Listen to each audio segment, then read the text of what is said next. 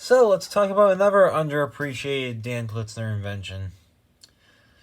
Heads up, the only way I remembered this, and I am so happy that I actually remembered it in general, was I saw the commercial for this thing, and I do remember seeing the commercial for it once. And that's telling because New Jam Guitars commercial was shown once as well, if I remember correctly. So, how do I accurately explain the concept of the game? Stupid box in the way. Think again what New Jam did.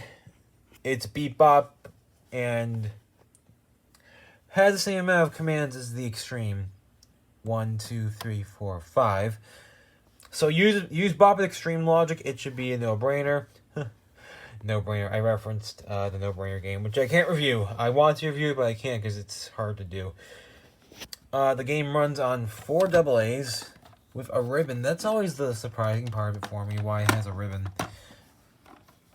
There's the logo. Start. Games 1, 2, and then there's off. Which reminds me that I actually turn it on to, actually, let me critique it first.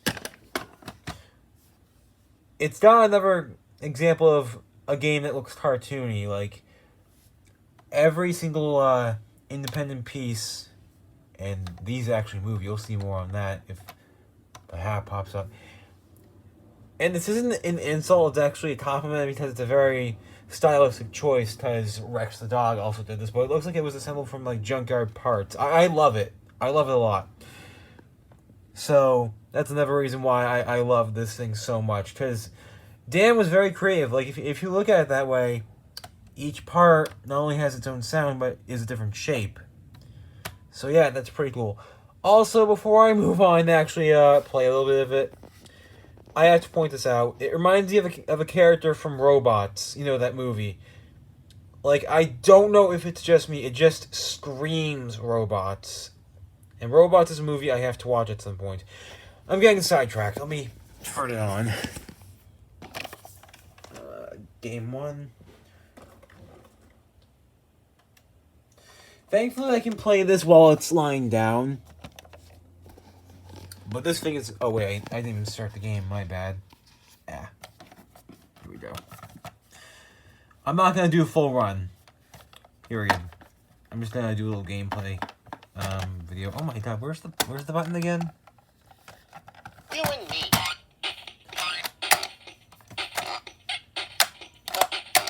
That's the thing. The nose is very finicky. Sometimes I have to do it manually.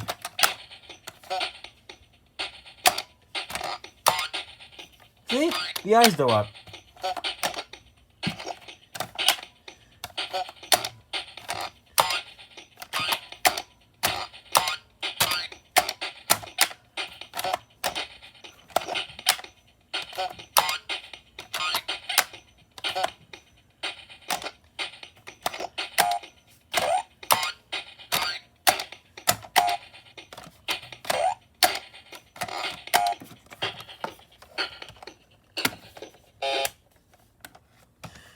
Yeah, that was on purpose. Because I want to, I don't want to do a full run. What I do want to do, and it'll be its own separate video, is do the test mode, the sound test on its own. Because, yeah, I just want to give it its own video. Just trying to think of, how to word it. But yeah, overall thoughts on this game. Criminally underappreciated. And it's even more so when I actually showed Dan Plitzner a picture of me wearing No Brainer with this stupidly cartoonish expression on my face. He loved it. And he loves it. Inventors, creators, whatever in general, love it when you remember them for their most obscure works. Especially say voice actors and stuff like that. Trying to think of a really good example. Nothing immediately comes to mind, but just say to this voice actor, oh, hey, I remember you for X role from X cartoon, whatever. and that has been relevant in X amount of years. Voice actors, for example, they love that. And Dan Plitzner appreciates it when people actually acknowledge him for his more obscure inventions, of which this is one of them, and it's one that I actually grew up with. This is not my childhood copy, it is a replacement. Thankfully, they're not very cheap. They're like 17, even brand new. You'll probably see those a lot on eBay. 17, whatever, brand new. Go for it. It's definitely a fun game. Very, very goofy. Almost as goofy as Tickle Toes, but in a different way. Yeah, I definitely recommend it. And with that being said, Earthworm Jim 94, signing out.